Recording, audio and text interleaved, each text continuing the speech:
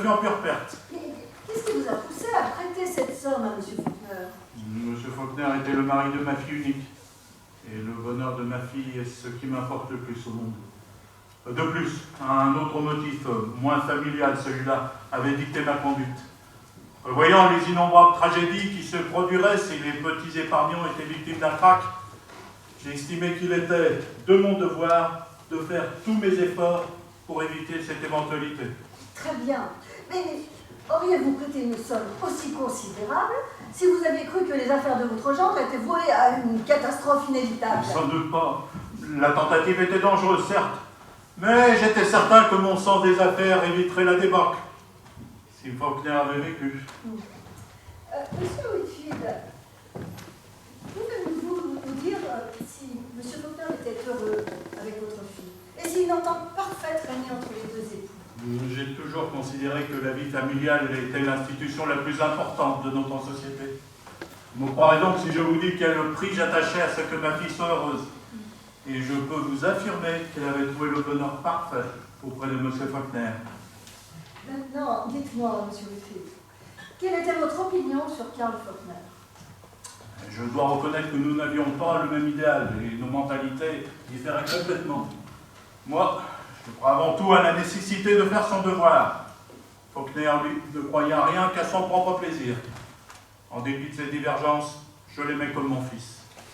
D'après ce que vous savez de lui, estimez-vous possible que Karl Faulkner se soit suicidé? Mais cette hypothèse est inadmissible. Je vous remercie, M. Whitfield. C'est tout. Monsieur Whitfield, aviez-vous une grande affection pour votre beau-fils? Oui. Vous n'avez jamais été en désaccord avec lui? Il ne vous est pas arrivé de vous mettre en colère au cours d'une querelle? Monsieur Stevens, je ne perds jamais mon sang-froid. Si j'ai bonne mémoire, certaines difficultés se sont produites à l'époque où Faulkner vous a fait cet emprunt formidable. On a même raconté que vous avez démenti la réalité d'un emprunt. Ceci est un pur malentendu, je peux vous l'affirmer. Quelques-uns de mes associés ont fait courir ce bruit car cet emprunt les avait surpris. Vous avez dit que le prêt Faulkner vous avait fait perdre beaucoup d'argent. Oui. Votre situation financière est assez serrée à l'heure actuelle. Oui. Alors comment pouvez-vous vous permettre d'offrir une récompense de 25 000 $ pour l'arrestation et la mise en jugement de Guts Reagan? Opposition. Cette remarque n'a rien à faire dans ce débat. Au contraire, votre honneur, je tiens à m'expliquer sur ce point. Il est exact que j'ai offert cette récompense. J'y étais poussé par un sentiment de devoir civique. L'homme, appelé vulgairement Guts Reagan, est un criminel notoire. C'est le dictateur du monde de la paix. Ces 25 000 $ étaient destinés, dans ma pensée, à faciliter l'arrestation de ce dojo gangster. Néanmoins, je suis d'accord avec Madame Flynn pour dire que ceci n'a rien à voir avec le débat actuel. Monsieur Whitfield, pouvez-vous nous dire pourquoi vous êtes parti si rapidement en Californie avant l'ouverture de ce procès? Mais facile de vous répondre. Ce drame épouvantable avait anéanti ma fille. Je l'ai emmenée avec moi en toute hâte. Je voulais sauver sa santé et peut-être sa vie. Vous aimez profondément votre fille. Oui, Vous avez toujours fait l'impossible pour satisfaire ses moindres désirs. parfaitement, et j'en suis fier. Quand elle ou vous avez envie de quelque chose, vous ne vous arrêtez pas au prix, n'est-ce pas? Mes moyens nous le permettent. Par conséquent, vous n'aurez pas refusé à votre fille de lui acheter l'homme qui lui plaisait. Monsieur Stevens, Vous n'aurez pas hésité, n'est-ce pas, à dépenser toute votre fortune pour lui payer cet homme. Opposition, votre honneur. opposition admise. Autre chose, monsieur Whitfield. Vous allez peut-être nous dire que votre argent n'a pas joué un rôle dans le renvoi de mademoiselle Borg et que vous n'avez pas lancé un ultimatum à monsieur Faulkner pour qu'il congédie sa secrétaire. Mais votre insinuation ne tient pas debout. Ma fille n'était pas plus jalouse de mademoiselle Borg que du passé orageux de monsieur Faulkner. Il est rare qu'un homme vienne au mariage sans laisser de cadavre derrière lui. Voilà une affirmation bien audacieuse, monsieur Whitfield. Je vous rappelle que votre fille a payé ce que Karen Borg avait dû pour rien. Opposition. Un menteur, un impudent, savez-moi qui vous parlez? Je vous en prie. Vous croyez m'intimider, mais je vous écraserai comme un insecte. Je méprisais du bien plus fort que vous savez. Voilà exactement ce que je voulais vous faire dire. C'est tout. Je vous remercie, monsieur Whitfield. Votre honneur, je demande que la remarque outrageante de l'avocat de la défense soit rayée des débats. Accordé. Oui, moi je demande que le procès soit annulé pour faute de Jugez! Je fais objection. Mesdames et messieurs du jury, il est impossible de juger Karl Borg sans juger Karl Faulkner. Cet homme s'est mis sciemment, volontairement au nom de l'humanité. Pour lui, les lois n'existaient que pour lui fournir l'occasion de les ridiculiser.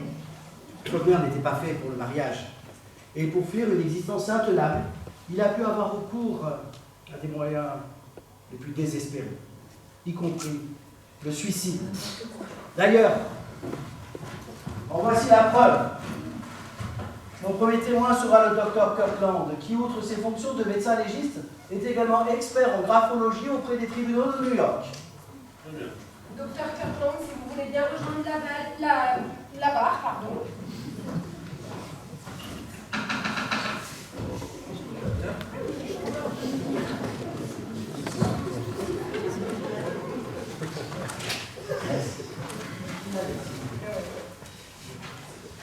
Merci.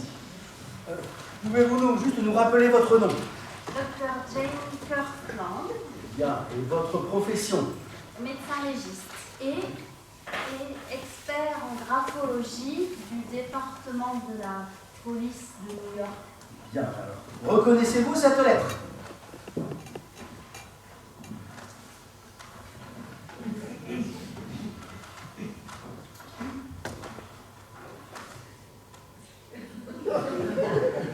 Oui, c'est la lettre que l'on a trouvée dans le studio de M. Faulkner le soir de sa mort. J'ai été désignée pour procéder à son examen. Que vous a-t-on demandé d'établir? On m'a demandé de déterminer si elle avait été écrite par Karl Faulkner. Oui, et quelle est votre conclusion? Cette lettre a bien été écrite par Karl Faulkner. Merci. Je prends note du résultat de votre expertise. Un moment, Madame Kirkland. On revient. Voilà. On vous a signalé au cours de l'enquête que Mademoiselle Borg, alors qu'elle était la secrétaire de M. Faulkner, avait pris l'habitude de signer le nom de son patron sur des documents sans importance. Eh bien, avez-vous rapproché, comparé cette fausse signature avec la vraie signature de Faulkner? Oui, Quelle est votre opinion? je fais tous mes compliments à Mademoiselle Borg pour son habileté. La différence est imperceptible. Ah, c'est donc vous croyez qu'elle a pu fabriquer cette lettre avec une perfection telle qu'il soit impossible de prouver la contrefaçon? C'est peu probable, mais c'est possible. Merci, c'est tout. Docteur Kirkland, pouvez-vous affirmer que cette lettre est un faux? C'est possible, mais c'est peu probable. Votre expertise vous amène donc à conclure qu'elle a été écrite par Karl Faulkner.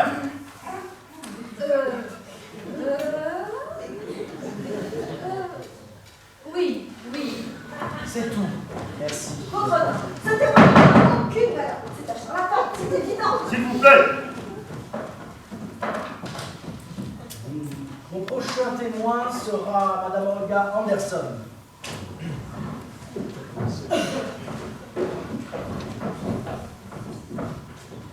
Madame Olga Anderson, si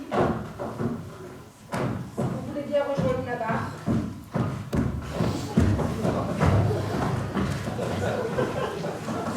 Vous jurez solennellement de dire la vérité, toute la vérité, rien que la vérité devant Dieu? Je le jure. Merci. Comment vous appelez-vous? Olga Anderson, Vous êtes de quelle nationalité? suédoise. Et quelle est votre profession? Mon dernier emploi a été celui de secrétaire de M. Karl Faulkner. Et combien de temps avez-vous tenu ce poste? Monsieur Faulkner m'a prise comme secrétaire au départ de Mademoiselle Borg, c'est-à-dire fin novembre. Que faisiez-vous auparavant? J'étais comptable, toujours pour Monsieur Faulkner. Pendant combien de temps? Pendant 8 ans. Et étiez-vous au courant des relations intimes entre Mademoiselle Borg et Monsieur Faulkner? Monsieur l'avocat, tous les employés étaient au courant, mais personne n'en parlait. Quand vous lui avez succédé, Mademoiselle Borg vous a-t-elle expliqué elle-même votre nouveau service? Oui, Quel était son état d'esprit à ce moment-là? A-t-elle paru ennuyée, chagrin, du ressentiment? Non, elle est restée très calme, comme toujours d'ailleurs, et elle m'a fourni avec complaisance tous les renseignements dont j'avais besoin. Madame Anderson, avez-vous été témoin de discussions entre Mademoiselle Borg et M. Faulkner? Non, Il n'y a jamais eu de désaccord entre eux. monsieur l'avocat, il ne pouvait pas y avoir plus de désaccord entre Mademoiselle Borg et monsieur Faulkner qu'entre vous et votre visage quand vous vous regardez dans la glace. Oui. Un instant. Votre honneur, je vais vous signaler un incident que je considère comme une mystification, mais dont les mobiles m'échappent. Un homme a téléphoné tout à l'heure demandant à me parler sans retard, on lui a dit que cela était impossible. Il vient donc de me laisser le message suivant. N'interrogez pas Karen Borg avant que je sois là. Et ce n'est pas signé. Je désire que l'on m'interroge immédiatement. Oui, immédiatement. Puis-je vous demander pourquoi, mademoiselle Borg? Vous m'entendez, Steven? Interrogez-moi tout de suite. C'est impossible, d'accord. Madame Anderson n'a pas terminé sa déposition. Alors vite qu'elle se dépêche.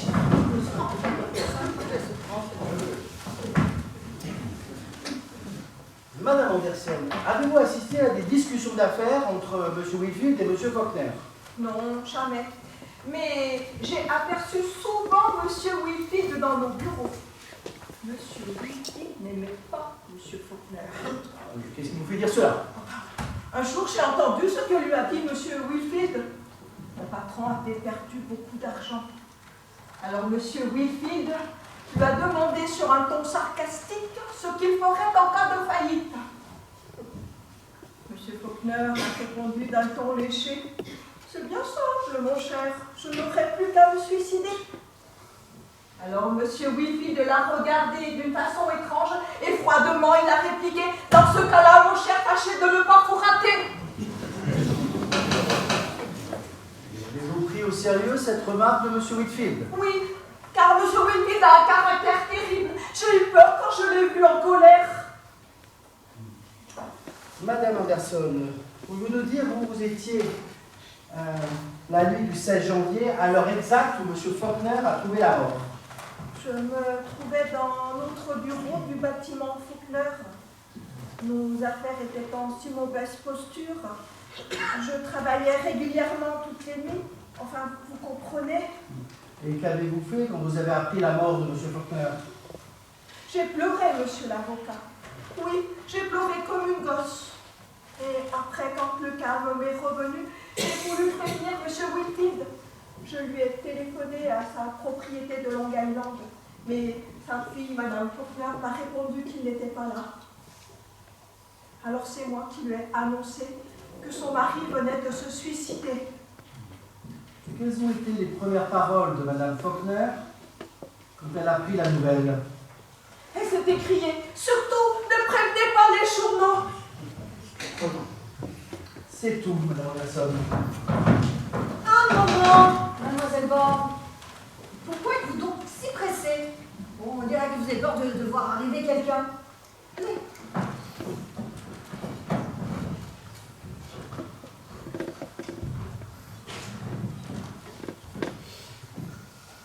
Madame Anderson, vous êtes restée au service de M. Faulkner pendant plus de 8 ans, n'est-ce pas? Oui. Vous étiez donc au courant des escroqueries de votre patron? Non. Vraiment? Mais alors, vous savez maintenant que c'était un voleur et un criminel? Non, je ne le sais toujours pas. Allons donc. Vous voulez nous faire croire que vous ignoriez ce qui se cachait derrière les opérations financières en apparence brillantes de M. Faulkner? Je savais qu'il se livrait à des opérations financières qui n'auraient pas été permises à d'autres qu'à lui. Mais j'avais confiance en mon maître. Et ce qu'il faisait ne pouvait être ni méchant, ni même discutable. Et pourquoi donc? Parce que c'était lui qui le faisait et qu'il s'appelait Karl Faulkner. Oh, mais vous êtes magnifique, ma chère Madame Anderson. Et votre dévouement pour votre maître est vraiment digne d'admiration. Dites-moi, vous auriez fait n'importe quoi pour lui, n'est-ce pas? Oui, Charlie. Et vous êtes également très attaché à mademoiselle Borg. Monsieur Faulkner l'aimait? Mais bien sûr, bien sûr. Comment voyez-vous, dans ces conditions, il m'est permis de supposer que pour l'amour de votre maître, vous n'auriez pas hésité à mentir. Opposition, votre honneur. Madame l'avocat, je n'ai jamais menti. Monsieur Faulkner est mort, il ne peut donc me recommander le mensonge. Si j'avais le choix, je préférerais mentir pour Karl Faulkner plutôt que de dire la vérité pour vous. Oh, bravo, Madame Anderson. Voilà une profession de foi dont je vous suis plus reconnaissante que vous ne pouvez l'imaginer. Merci, madame. Puis-je rester, monsieur? Oui, certainement. Asseyez-vous, Madame Anderson. Karen Borg.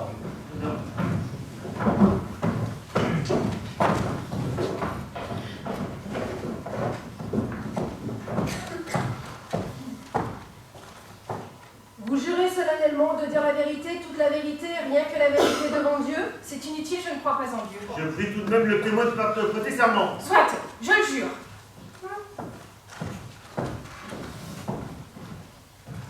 Veuillez dire votre nom. Karen Borg, Quelle était votre profession? secrétaire de Karl Faulkner. Et quand avez-vous connu Karl Faulkner? En avril 1925. Et vous aviez quel âge à cette époque? 18. Et lui? 35. Racontez-nous votre première entrevue avec M. Faulkner. Eh bien, j'ai répondu à l'annonce qu'il avait fait paraître dans les journaux. Il recherchait une sténographe.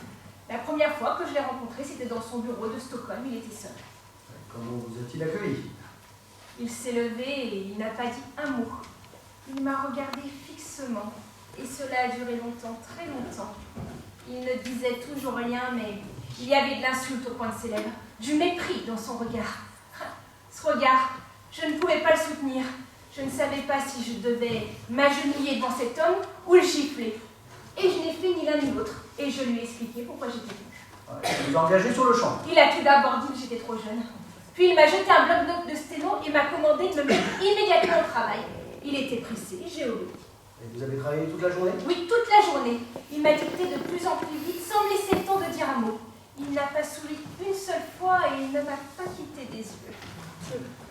Et quand avez-vous... Quand je me suis donnée à lui, Oh. je ne me suis pas donnée à lui. Il m'a prise de force. Quand ça? Le même soir. Il semblait éprouver une sorte de plaisir à me donner des ordres. On aurait dit qu'il faisait claquer un fouet sur le dos d'une bête qui voulait dompter. J'étais folle. Parce que vous n'aimiez pas cela. Mais parce que j'aimais cela. Quand j'eus terminé mes 8 heures, je lui déclarai que je ne reviendrais pas le lendemain. Il m'a regardé sans rien dire et puis brusquement, il m'a demandé si j'avais déjà appartenu à un homme. Je lui ai dit que non. Alors il m'a proposé 1000 couronnes si j'acceptais de retirer mes vêtements. J'ai refusé et comme il menaçait de me prendre de force, je lui ai dit « Essayez donc pour voir ». Et c'est ce qu'il a fait. Et depuis ce soir-là, on ne s'est plus quitté. Et vous avez vécu, travaillé ensemble, vous avez tous deux connu le succès, la fortune, presque la gloire. Oui, et cela a duré 10 ans. Lorsque nous avons gagné notre premier million de couronnes, nous sommes allés à pied. Et c'est là qu'il m'a offert un petit revolver avec une crosse en diamant. Un simple joujou, car prétendait-il, je n'étais qu'une gamine. À notre 10e million, nous sommes allés aux Indes. À Delhi, il m'a offert un lourd collier en métal, comme on porte là-bas. Mais le fermoir était un magnifique diamant noir. Et puis un peu plus tard, lorsqu'un gouvernement européen nous a offert notre premier emprunt pour 25 millions de dollars, il m'a emmené à New York. Et c'est à cette époque-là qu'il m'a offert la robe en platine. Mademoiselle Borg, pouvez-vous nous dire à combien se montait la fortune personnelle de M. Faulkner aux plus belles heures de sa gloire? Lui-même aurait été incapable de vous renseigner, il ne possédait aucune fortune personnelle. Il prenait ce dont il avait besoin. Et lorsqu'il devait de l'argent à l'une de ses sociétés, la somme était effacée et débitée sur les comptes de plusieurs autres entreprises. C'était très simple, nous préparions nous-mêmes toutes les balances des comptes. Comment un homme possédant le génie de M. Faulkner avait-il recours à de pareilles méthodes? Mais son but était de construire un gigantesque filet qu'il aurait jeté sur le monde entier et dont il aurait tenu les mailles entre ses mains. Et pour cela, il avait besoin de sommes énormes. Il lui fallait un crédit illimité. Pour donner confiance, il paya des dividendes sur son capital, dividendes 4 à 5 fois supérieurs aux bénéfices. Et dites-moi, à quelle époque ont commencé les difficultés financières de M. Faulkner? Il y a un peu plus d'un an, Karl s'est retrouvé dans l'obligation de souscrire lui-même une grande partie de nos 2 derniers emprunts qui n'avaient pas été couverts. Et dans quel but est-il venu en Amérique à ce moment-là? Eh bien, nous devions rembourser à la banque Wilfield un emprunt à court terme de 10 millions de dollars. Et nous ne pouvions pas. Nous avons donc demandé un délai. Wilfield a refusé. Et c'est à ce moment-là que sa fille est rentrée en jeu. Comment cela s'est-il passé? Karl a fait sa connaissance dans un bal chez les amis. Tout de suite, elle lui a fait comprendre qu'il l'intéressait. Karl l'a revu plusieurs fois pour des raisons diplomatiques. Et puis, quelques temps plus tard, je me souviens, c'était un matin, Karl s'est approché de moi, il m'a pris doucement la main et il m'a dit « Karen, notre salut dépend de vous. Êtes-vous disposée à me sauver ?» Et je lui ai répondu « Certainement, que faut-il faire ?» Alors, comme il restait silencieux, j'ai ajouté « Il s'agit de Nancy Wilfield, n'est-ce pas ?» Il a acquiescé d'un signe de tête. Puis, il y a eu un long silence, et je lui ai répondu en souriant, c'est entendu. Alors il m'a demandé, est-ce que cela changera quelque chose entre nous? Et je lui ai répondu, bien sûr que non. Et à ce moment-là, M. Faulkner avait déjà demandé à Mme Wilfield de l'épouser. Non, c'est elle qui le lui avait demandé. Mais savez-vous dans quelles circonstances? Oui, Karl m'a tout rapporté. Ils sont partis se promener tous deux en auto. Soudain, il s'est arrêté brusquement et lui a déclaré de but en blanc. À quoi bon simuler davantage? Je vous veux et vous le savez. Et moi, j'ai l'habitude de payer quand j'ai envie de quelque chose. Alors Karl lui a demandé combien elle était disposée à payer.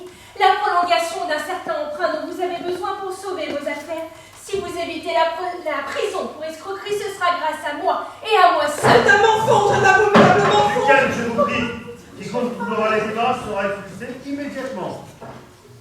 Et qu'a répondu M. Faulkner? Il lui a assuré que cela coûterait affreusement cher.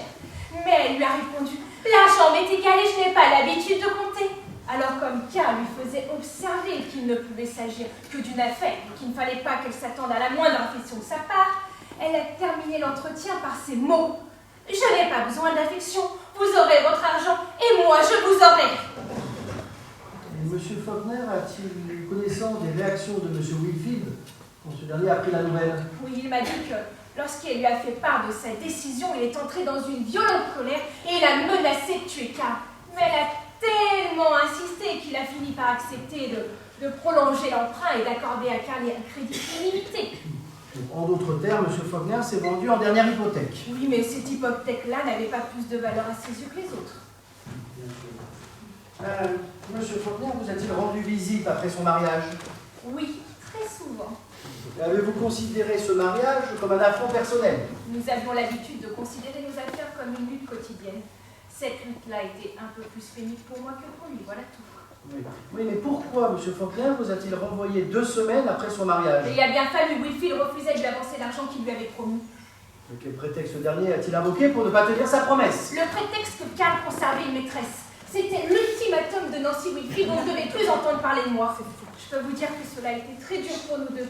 Et je peux vous assurer que si Karl avait vécu, Wilfield l'aurait payé cher. M. Wilfield s'est sans doute empressé de faire une avance de fonds à son gendre quand ce dernier s'est séparé de vous. Non. Comment ça? Karl s'est servi lui-même. Je ne comprends pas. Ah bah c'est pourtant simple. Karl a imité la signature de M. Wilfield pour 25 millions de bons de garantie. Comment le savez-vous? Bah c'est moi qui ai aidé Karl à le faire. Et M. Wilfield était-il au courant de ce faux? Bah Karl le lui a dit lui-même. Qu'a-t-il fait alors? Mais il s'est empressé d'avaliser un des bons. Un tel scandale dans sa famille aurait eu un effet déplorable sur ses propres affaires. Est-ce que ce geste a été très utile pour M. Faulkner? Pendant quelques jours seulement, il s'était reculé pour mieux sauter. Nous avions à faire face à une échéance particulièrement lourde et nous avions remarqué de la méfiance dans le public. Karl avait largement dépassé son crédit et nous n'avions plus rien à espérer. Et que pensait M. Faulkner de cette situation? Il savait que c'était la fin. Mais le monde ligué contre lui ne lui faisait pas peur. Il avait défié l'univers entier et ses lois, et il ne tenait pas peur. Je vous avais dit de m'attendre! Comme regarde! Attention, attention, il est dangereux! Larry! Aidez-moi, je vous prie. Larry, taisez-vous! Vous m'aviez promis de ne pas venir! Vous ne savez pas! Vous ne pouvez pas comprendre! Votre honneur, je demande que cet homme ne soit pas autorisé à témoigner! Et pourquoi non, mademoiselle Borg? Votre honneur! Karen, écoutez là pour l'amour du ciel! Silence. Votre honneur, cet homme-là même, il est capable de faire n'importe quoi. Au besoin, il mentira. Karen, votre sacrifice est inutile! Il est mort! Mort? Mort? Mais qu'est-ce que disais, qui est mort? Oh non, pas lui! Pas lui! Karen, Karl Faulkner a été assassiné. Le commandant et mademoiselle Borg, vous ne le saviez donc pas? L'audience est suspendue. Prochaine audience demain à 10h.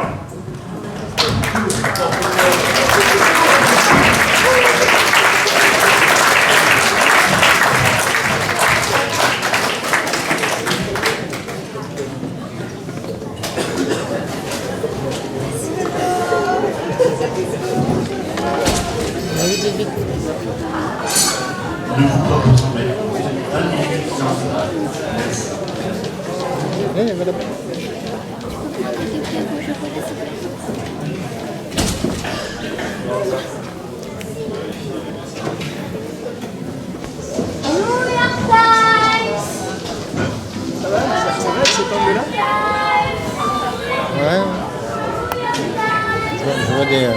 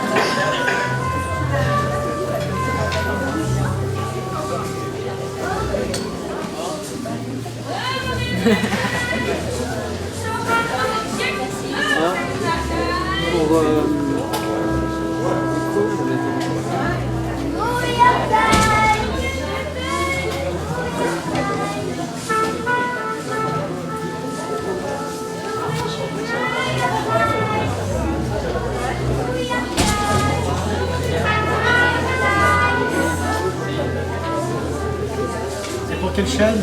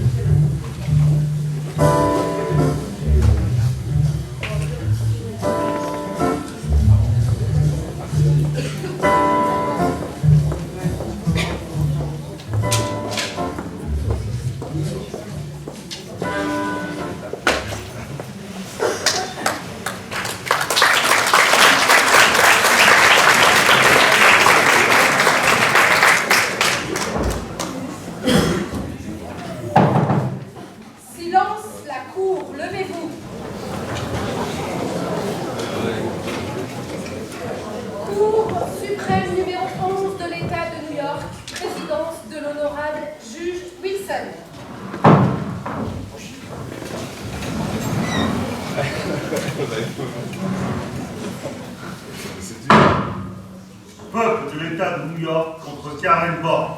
Prêt, votre honneur. Prêt, votre honneur.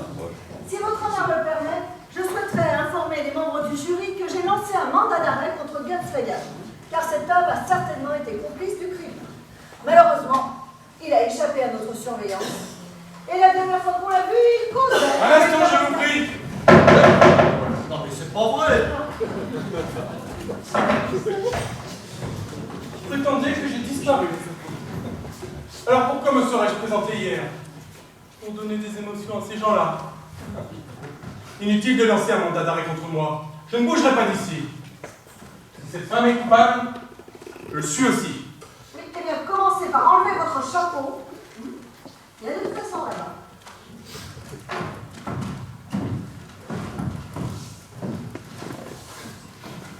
La parole est à l'avocat de la défense. Karen Borg.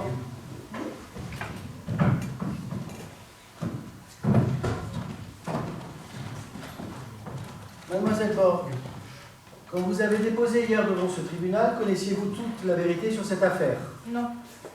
Étant donné ce qui s'est passé à la fin de la dernière audience, désirez-vous rétracter vos déclarations précédentes? Non. Quand vous avez témoigné hier, cherchez-vous à protéger, défendre quelqu'un? Oui, Qui donc? Karl Faulkner. Et vous croyez encore utile de le défendre? Non, c'est le plus utile.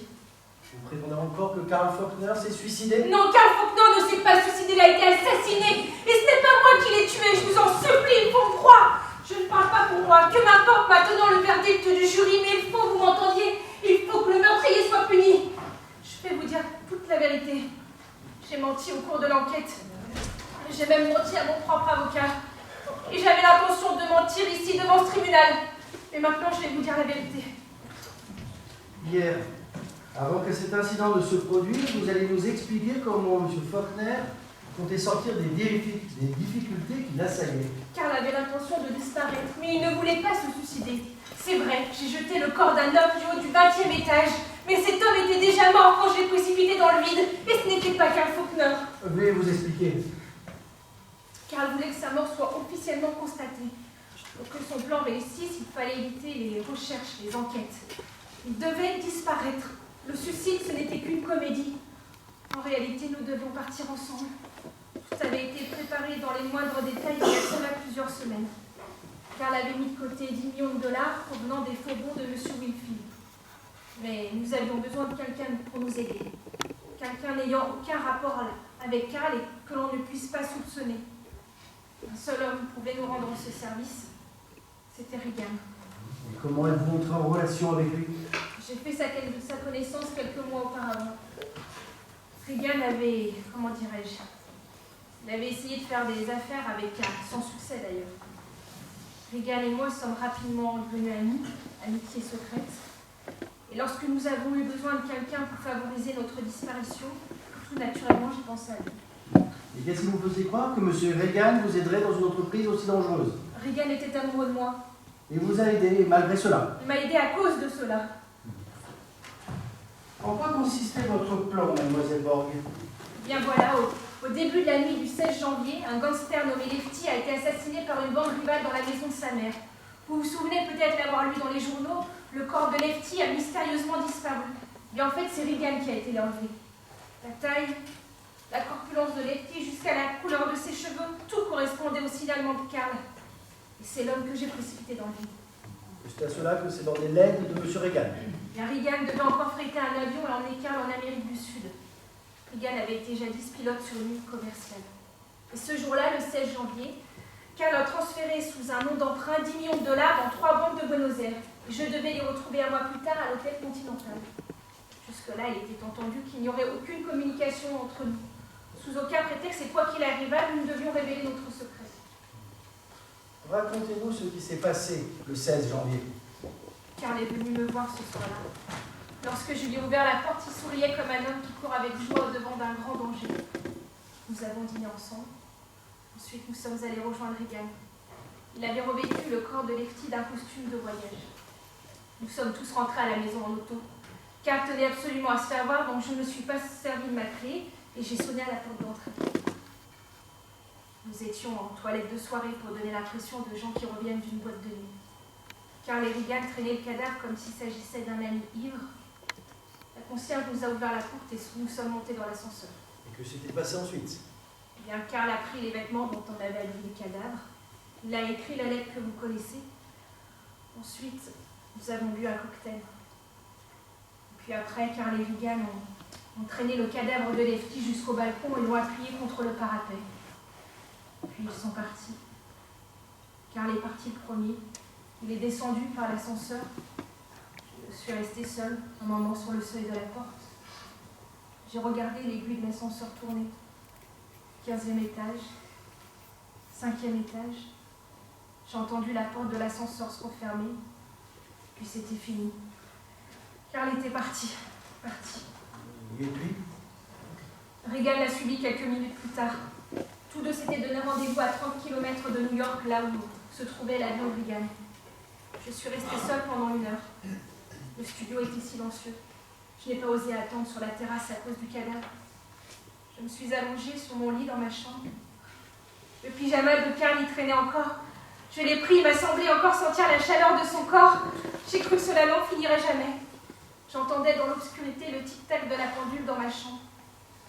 Puis, au bout d'1 heure qui me parut une éternité, Je me suis levée. Je savais que maintenant l'avion était déjà loin. J'ai déchiré ma robe pour faire croire à une lutte. Je suis allée jusqu'au balcon et j'ai poussé le cadavre dans le vide. Il m'a semblé qu'à ce moment-là, tous les ennuis de Karl s'évanouissaient avec lui. Mais je ne savais pas que c'était en lui aussi. C'est tout, mademoiselle Borg.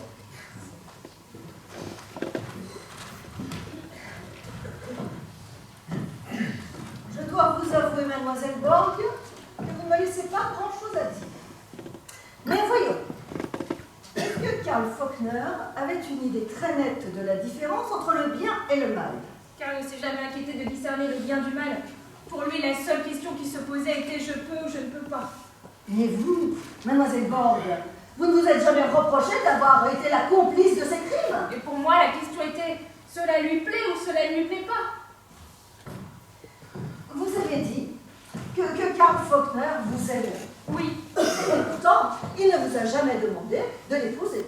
Non, pourquoi me l'aurait-il demandé? Vous semblez ignorer qu'il existe des lois qui punissent le concubinage. Pardon, Madame Flint, mais des lois faites par qui et pour qui? Mademoiselle Borg, votre avocat vous a-t-il prévenu que tout ce que vous dites ici peut être retenu contre vous? Je suis ici pour dire la vérité. Mais bien sûr. Et donc, vous aimiez Karl Faulkner, n'est-ce pas? Oui. Malgré cet art. À cause de cet art. Voilà exactement ce que je voulais vous faire dire. Maintenant, qu'auriez-vous fait si une femme vous avait pris l'homme que vous adoriez si follement? Supposons que cette femme ait réussi à toucher son âme et qu'il ait éprouvé pour elle autre chose que ce désir bestial que vous aviez éveillé en lui. Supposons que cette femme ait réussi à transformer l'homme barbare et cruel que vous aimiez et qu'elle en ait fait un être propre, droit, honnête. Opposition, votre honneur. Opposition admise. Mais moi, je tiens à répondre. Et je tiens à dire à l'avocat général qu'en ce moment, elle insulte à la mémoire de Karl Faulkner. Oh, vraiment? Et vous croyez donc ne pas l'avoir insulté de son vivant quand vous avez eu une intrigue amoureuse en Calgary? Laissez Larry, vous vous trompez, Madame Fritz. Regan était amoureux de moi, mais moi, je ne l'aimais pas. Et il ne vous a jamais demandé la récompense habituelle. Il n'a rien demandé. Et donc il n'était pas jaloux de Karl Faulkner. Non.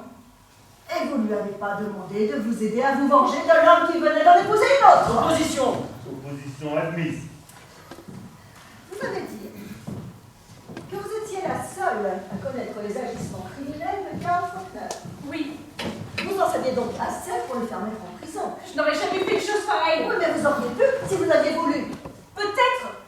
Et bien voilà, mademoiselle Borg, l'explication des nombreuses visites que Faulkner vous a rendues après son mariage. Il s'était réformé, étant-elle impossible pour éviter une débâcle. Mais vous teniez suspendu sur sa tête cette épée de Damoclès. Vous, et vous seul, pouviez ruiner ses plans et le démasquer avant qu'il ait eu le temps de réparer ses crimes. Aussi, n'est-ce pas la peur, bien plutôt que l'amour, qui le retenait dans vos bras? La peur, un mot dont Karl ignorait la signification. Bien sûr. Dites-moi, qui était au courant du transfert de 10 millions de dollars vers les banques de Buenos Aires? Karl, Regan et moi. Ah, Regan. Regan aussi. Maintenant, Faulkner avait peut-être des raisons d'affaires parfaitement légitimes pour opérer ce transfert. Pas à ma connaissance. Du moins, vous ne voulez pas le dire. Autre chose. Pendant 10 années, Faulkner vous avez fait vivre dans un luxe étourdissant. Vous aimiez les robes de platine et autres objets d'un goût tout aussi douteux et tout aussi coûteux. Oui. Il vous répugnait de changer votre genre de vie. Sous aucun prétexte, vous n'auriez accepté que Faulkner rendît aux petits épargnants l'argent que ceux-ci lui avaient prêté. Les petits épargnants ne m'intéressent pas. Vous ne vouliez pas le voir pauvre. Je ne devais pas le voir pauvre. Mais non, parce que vous et votre gangster amoureux, vous avez tué Faulkner pour mettre la main sur ces 10 millions dont vous étiez les seuls à connaître l'existence. Opposition, votre honneur. Opposition admise. Vous avez entendu hier la déposition de plusieurs témoins qui ont affirmé ici que Faulkner n'avait aucune raison d'attenter à ses jours. Pourquoi aurait-il voulu mourir alors qu'il était heureux pour la première fois de sa vie? Mais vous le haissiez pour ce bonheur qu'une autre lui avait apporté. C'est bien cela, n'est-ce pas? Décidément, vous ne comprenez pas, Karl Faulkner. C'est possible. Mais voyons maintenant, si je vous comprends bien, vous avez été envoûté par cet homme dès le premier jour où vous l'avez vu. Vous avez vécu avec lui pendant 10 ans, illégitimement mais ouvertement. Vous avez escroqué l'argent de milliers d'épargnants dans le monde entier et vous avez falsifié des bons pour 25 millions de dollars. Vous êtes restée la maîtresse de cet homme après son mariage, ce qui ne vous a pas m'empêcher de cultiver une amitié pour le moins bizarre avec un gangster notoire. Et vous nous racontez tout ça avec orgueil, sans la moindre pudeur, presque avec défi. Et vous vous imaginez que nous ne vous croyons pas capables de commettre un meurtre? Vous vous trompez, Madame Flynn, je suis capable de tuer. Je suis capable de tuer pour l'amour de Karl Faulkner. C'est tout, mademoiselle Borg.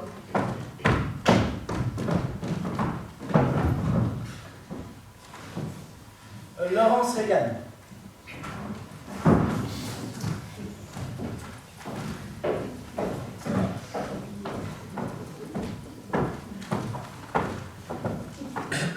Vous jurez solennellement de dire la vérité, toute la vérité et rien que la vérité devant Dieu? Je jure.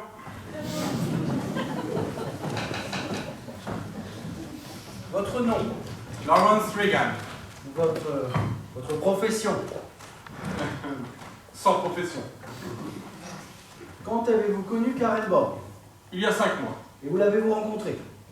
C'était dans les bureaux de Faulkner. J'étais venu là pour lui proposer une affaire. Et quand j'ai vu sa secrétaire, j'ai oublié pourquoi je l'ai vue. Et comment vous êtes-vous lié d'amitié avec mademoiselle Borg? À vrai dire, notre première rencontre n'a rien eu d'amical. Mademoiselle Borg n'a pas voulu me laisser entrer dans le bureau de Faulkner. Elle estimait que j'avais suffisamment d'argent pour m'acheter des orchidées à la livre et que par conséquent, je n'avais rien à faire ni rien à demander à son patron. Je lui ai dit que j'allais y réfléchir et je suis parti. J'ai effectivement réfléchi, mais je n'ai plus pensé aux affaires. J'ai pensé qu'à elle. Le lendemain, je lui ai envoyé une livre d'orchidées. Oh, vous n'imaginez pas ce que cela peut faire, une livre d'orchidées. Voilà, c'est ainsi que cela a commencé. D'accord. Et étiez-vous au courant des relations de mademoiselle Borg et M. Faulkner? Oui, je le savais avant de l'avoir vu, et puis après, je savais que mon amour était sans espoir, mais je n'y pouvais rien. Vous n'avez jamais espéré que mademoiselle Borg partagerait un jour votre sentiment? Non. Vous n'avez fait aucune tentative pour lui imposer votre amour? Et vous avez vraiment besoin de savoir ça? C'est indispensable. Eh bien, si une fois je l'ai embrassée de force. C'était le soir du mariage de Faulkner, elle était seule, et moi j'avais envie d'elle. Elle m'a échappé et m'a fait comprendre que c'était inutile. Après cela, il n'a plus été question de cette scène. Et quand mademoiselle Borg vous êtes mise au courant pour la première fois du projet de fuite qu'envisageait M. Faulkner? Dans les premiers jours de janvier, c'est-à-dire 2 semaines avant la mort de Faulkner. Est-ce que Lefty faisait partie de votre bande? Lefty, non, sans blague. Vous connaissiez ses meurtriers? Non. Vous ignoriez par conséquent que la vie de ce gangster était en danger? Oui, mais je m'en doutais bien un peu. Que s'est-il passé la nuit du 16 janvier? Eh bien, mademoiselle Borg vient de vous le dire. Seulement, elle ne connaît que la première partie de l'histoire. Allez, vous connaissez la seconde. Évidemment, puisque je suis là. Qu'est-il arrivé après votre départ du studio?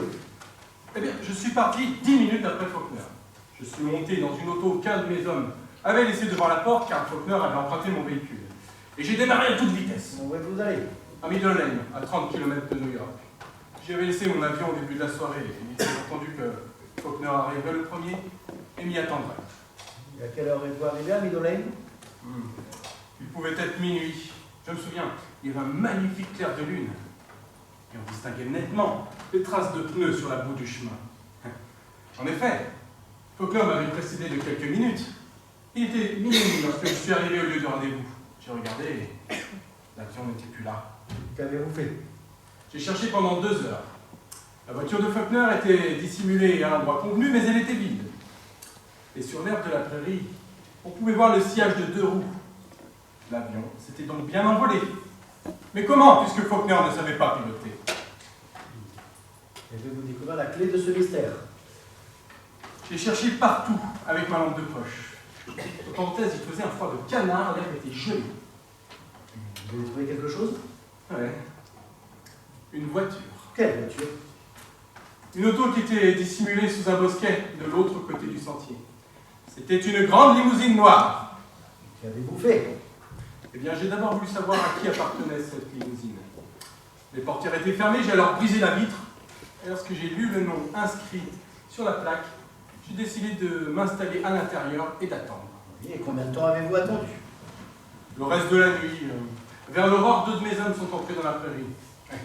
Il était convenu qu'ils devaient venir récupérer la voiture de Faulkner et la mienne. Je suis alors allé à leur rencontre et leur ai dit de repartir tous deux dans la voiture de Faulkner car je désirais conserver leur voiture. Après cela, je suis alors retourné dans la limousine pour attendre. Oui, et puis? Peu de temps après, un homme s'est avancé dans ma direction. C'était le propriétaire de la limousine.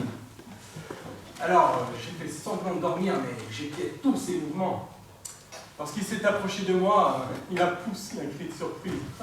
Vous comprenez, il ne s'attendait pas à me trouver là. Alors j'ai fait semblant de me réveiller et je lui ai dit « Tiens, c'est vous ». Il m'a dit « Qui êtes-vous? Qu'est-ce que vous faites là ?» Je lui ai dit « Je m'appelle Guts Regan. Vous avez peut-être entendu parler de moi ?» J'ai eu quelques embêtements et j'avais besoin de me planquer pendant quelques temps. Ce véhicule m'a paru tout indiqué. Il m'a alors dit « Ça va, veuillez descendre du véhicule, je suis pressé. » Vous êtes descendu? Alors sans blague. Je lui ai demandé pourquoi il était si pressé. Il m'a dit que cela ne me regardait pas, alors j'ai souri et je lui ai dit « Écoutez mon vieux, ce n'est pas pour moi que je dis ça, mais il se trouve que je suis ami avec un journaliste très célèbre. Lorsque je lui aurais dit qu'un homme de votre situation se balade dans un endroit désert à l'heure du laitier, il est capable d'en pondre 2 colonnes dans son canard. » Mais qu'a répondu l'homme? Rien du tout. Il a sorti un carnet de chèques de sa poche et il m'a dit « Est-ce que 5 000 $ suffiraient à vous faire taire ?» Oh, bah, j'ai répondu « Ça colle. Je m'appelle Lawrence Regan. » Il a écrit ce chèque. Et ce chèque, le voici.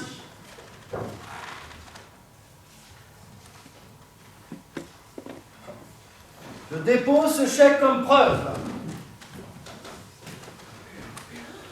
Qu'est-ce que tout cela veut dire? Qui était cet homme? Ah oui, répondez, monsieur Regan, qui était cet homme? Oh, bon, là, le fier n'a qu'à lire le chèque. Oui, veuillez lire, je vous prie. 17 janvier 1935. Veuillez payer à l'ordre de Lawrence Regan la somme de 5 000 $. Signé John Graham Whitfield. L'avocat de la défense s'en rendu compte que son témoin va un peu loin. Bon, vous n'avez qu'à faire venir un expert si vous ne... Silence, silence! Nous déposons ce chèque comme preuve. Opposition. Opposition rejetée. Le chèque est admis comme preuve. Monsieur Regan, qu'avez-vous fait après avoir reçu ce chèque? J'ai mis ce chèque dans ma poche. J'ai remercié Whitfield. Et là, j'ai sorti mon revolver, je lui ai mis sous le nez et je lui ai dit « C'est pas tout ça, l'enfoiré. Maintenant, vous allez me dire ce que vous avez fait, Faulkner. » Il a ouvert la bouche comme un poisson qui sort de l'eau, il est resté muet comme une carte. Mais votre honneur, comment peut-on tolérer qu'une telle explication pas digne du tout soit dite publiquement et en ma présence? Silence! Le témoin est autorisé à déposer. Mais je le préviens que s'il est convaincu de faux témoignages, il devra en subir les conséquences. Continuez, M. Steven. Et qu'a répondu monsieur Whitfield?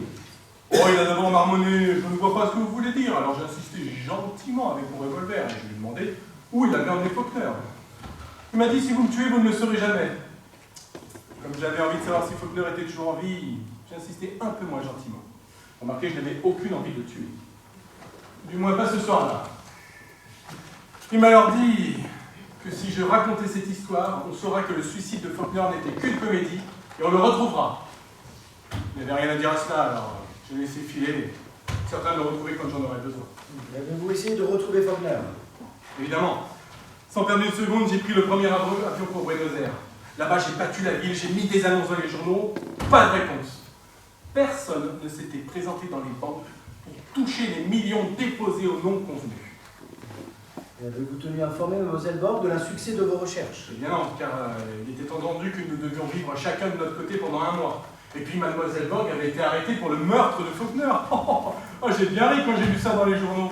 Mais moi je ne pouvais rien dire, car je ne voulais pas trahir Faulkner, que je croyais toujours en vie. Alors j'ai décidé d'attendre à l'hôtel Continental de Buenos Aires. Et qu'attendiez-vous?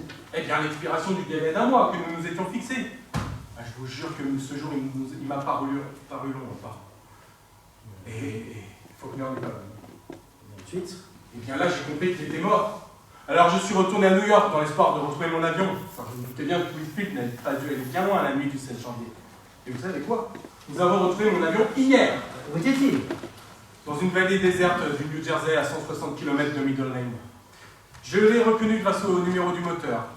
L'avion avait atterri là et on y avait mis le feu. Et est-ce que l'avion était vide? Non. Dans la carlingue, il y avait le corps d'un homme atrocement brûlé. Cet homme, vous avez pu l'identifier? Ouais. À vrai dire, non, il était méconnaissable. Mais la taille était exactement la même. Écoutez bien, Faulkner.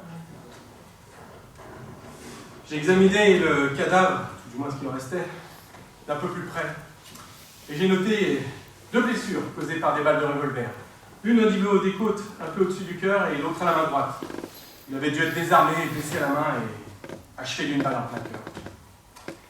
J'ai d'ailleurs envoyé 2 de mes hommes prévenir la police du New Jersey afin qu'elle établisse le constat. C'est tout. Merci, monsieur Regan. Votre honneur, puis-je m'attendre Un instant. Le témoin va être maintenant interrogé contradictoirement. Veuillez m'excuser, monsieur. Monsieur Regan, quelle est au juste votre profession? Ah, ça me ferait plaisir que je le dise. Hein. Opposition, votre honneur, le témoin a le droit de ne pas répondre à cette question. Position admise. Monsieur Regan, que faites-vous lorsque vos clients éventuels refusent de payer la protection que vous leur offrez? Ah, là, la loi m'autorise à ne pas comprendre ce que vous voulez dire. Très bien, vous n'avez pas à comprendre. Puis-je maintenant vous demander si vous lisez les journaux? Vous pouvez. Eh bien, Eh bien, demandez-le-moi. voudriez-vous avoir l'amabilité de nous dire si vous lisez les journaux? De temps en temps. Alors, vous avez peut-être lu que M. James Sutton Jr., n'ayant pas accepté de régler la protection d'un certain gangster, a vu sa magnifique propriété de Rochester totalement détruite par une explosion, et ce quelques instants après le départ de ses invités. Eh bien, M. Regan, faut-il voir là une pure coïncidence? Mais une coïncidence remarquable, puisque c'était quelques instants après le départ de ses invités. Et vous avez peut-être lu également qu'un certain M. Van Damme, n'ayant pas accepté de payer le... Opposition, votre honneur, cet interrogatoire n'a rien à faire avec le procès. Position admise. Très bien. Si vous voulez. Monsieur Regan, vous avez dit que vous ne connaissiez pas les meurtriers de Lefty. C'est exact. Entre nous, vous devez bien en connaître au moins. Non, je ne vois pas. Mais alors, comment avez-vous su qu'on venait de le tuer? Oh, la rumeur. Ah, oui, la rumeur. Dites-moi, vous avez parlé de traces de roue d'auto sur un sol boueux. Oui. Mais vous avez également dit qu'il faisait un froid de canard. Et le docteur Kirkland, dans sa déposition, a bien insisté sur le fait qu'il gelait cette nuit-là, à pierre fendre. À pierre fendre, ça dépend des pierres. Oh ben voilà. Ça dépend des pierres.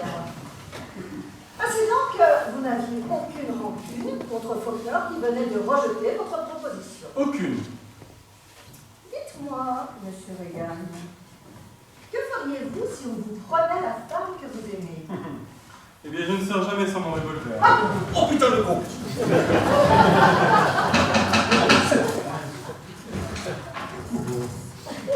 parfait. Alors vous, Gus Regan, qui ne sortez jamais sans votre revolver, vous voulez nous faire croire que vous êtes capable de vous éloigner noblement et de jeter la femme que vous aimez dans les bras d'un autre homme? Allons donc. Votre honneur, nous demandons... Je l'aimais. Oh, vraiment, vous l'aimiez. Alors, si vous l'aimiez, pourquoi avez-vous laissé Faulkner rendre visite à Mademoiselle Bank après son mariage? J'avais le droit de m'y opposer. Est-ce que par hasard, vous ne vouliez pas plutôt le faire chanter? Prouvez-le donc. Oh, mais votre entente avec Mademoiselle Bank en est la meilleure preuve. Opposition. Position admise. Comment avez-vous tué Faulkner dans son studio la nuit du 16 janvier? Opposition. Position admise. Où est votre complice, l'homme qui simule la l'ivresse? Eh bien, je peux vous donner son adresse exacte. Cimetière d'Evergreen, monument funéraire de la famille Whitfield. Et je peux vous dire que c'est l'endroit le plus luxueux que j'ai même pris ce pauvre Lefty. Très bien. Et je désire maintenant préciser un point. Vous prétendez que l'homme qui est enterré dans le cimetière d'Evergreen est un certain Lefty. Oui. Et que l'homme que vous auriez découvert dans l'avion incendié est Karl Faulkner. Tout à fait.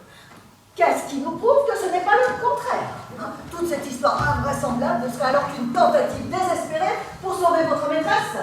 Hier, elle nous a dit que vous feriez n'importe quoi pour elle. Et pas besoin, vous ne reculeriez pas devant un mensonge. Opposition, votre honneur. Position admise. Eh bien, monsieur Regan, donnez-nous votre preuve. Madame Flynn, vous êtes avocat général. Et moi, je suis ce que je suis. Nous faisons tous les deux un certain métier. Oui, c'est ça la vie. Mais croyez-vous que nous soyons tombés tous deux si bas que lorsque nous voyons quelque chose de beau sur notre chemin, nous soyons incapables de nous arrêter et de nous retourner? Je ne Elle aimait Faulkner. Voilà notre seule preuve. J'aurais cru que Gus Reagan fournirait de meilleurs arguments. C'est tout. John Graham Whitfield. Monsieur Whitfield, où étiez-vous la nuit du 16 janvier? J'étais chez moi. Curieux. Madame Anderson a déclaré ici même qu'elle vous avait téléphoné passé minuit et que vous n'étiez pas chez vous. J'étais souffrant. J'avais donné des ordres pour ne pas être dérangé. Avez-vous un témoin qui puisse confirmer cette déclaration? Monsieur Stevens, vous devriez comprendre que je n'ai pas l'habitude de me chercher des alibis. Le genre de vie et les affaires dont je m'occupe sont telles que je n'en ai jamais eu besoin. Vous possédez combien d'autos, monsieur Whitfield? 4. Qui sont? Je vous dirai tout de suite car vous semblez très impatient d'apprendre qu'une de ces autos est une limousine noire. Je me permets simplement de vous rappeler que ce n'est pas la seule limousine noire qui circule dans New York. À votre avis, l'histoire de M. Reagan n'est qu'un tissu de mensonges, n'est-ce pas? Un tissu de mensonges éhonté. Alors pouvez-vous nous dire qui a écrit ce chèque de 5 000 $? C'est moi. Et vous l'avez signé à Midolène? Pas du tout. D'abord, je ne connais pas cet endroit Midolène et je ne fraye pas avec ce genre d'individu, vous le pensez bien. Non, tout cela s'est passé par correspondance. Pouvez-vous vous expliquer? C'est très simple. Nous connaissons tous ici la profession de M. Reagan. Il avait menacé ma fille. J'avoue que j'ai eu la faiblesse d'accéder à sa demande outrageante. Je préférais lui envoyer de l'argent plutôt que de voir la vie de ma fille en danger. Voyez-vous, je me pose une question. Comment vous seriez-vous vengé de l'homme qui a abandonné votre fille pour une autre femme? Opposition, votre honneur. Opposition admise. Vous haïssiez Faulkner, vous vouliez sa perte. Vous aviez deviné son intention de simuler un suicide. Je n'ai rien deviné du tout. N'avez-vous pas passé la journée du 16 janvier à épier Faulkner? Certainement non. Est-ce que vous ne l'avez pas suivi à la trace dans votre limousine? C'est formidable. D'ailleurs, comment l'aurais-je reconnu? Bentley lui-même, le détective, ne l'a pas reconnu.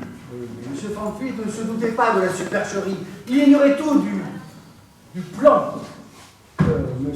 Faulkner avait mené, tandis que vous... Mon cher M. Stevens, comment aurais-je pu savoir que le plan de Faulkner serait précisément exécuté cette nuit-là? Vous n'avez donc aucun renseignement sur les faits et gestes de Faulkner? Aucun. Vous n'avez rien remarqué d'anormal ce jour-là? Non, rien. Par exemple, vous n'avez pas appris que Faulkner avait transféré les 10 millions de dollars dans des banques de Buenos Aires? Je l'ignorais. Monsieur Whitfield ne se trompe. C'est moi qui lui ai annoncé qu'il pouvait dépasser les 10 millions de dollars. Il est au courant. Écoutez, madame, vous ne pouvez... C'est tout, monsieur Whitfield. Je vous remercie, monsieur Whitfield. Madame Anderson, venez témoigner, s'il vous plaît.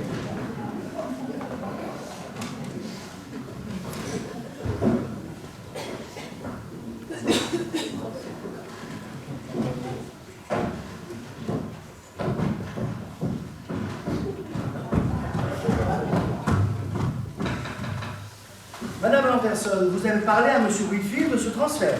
Oui, il m'avait demandé à plusieurs reprises où étaient passés les 10 millions de dollars. Je ne savais pas que c'était un secret. Et ce jour-là, le 16 janvier à midi, je lui ai dit qu'ils étaient à Buenos Aires. Mais qu'est-ce que c'est que cette comédie encore? Plaît. Ainsi donc, vous avez prévenu M. Whitfield à midi. Oui, et que Dieu me pardonne, je ne savais pas. J'aurais donné ma vie pour M. Faulkner. Et c'est moi qui suis responsable de sa mort. C'est tout, Madame Anderson. Merci.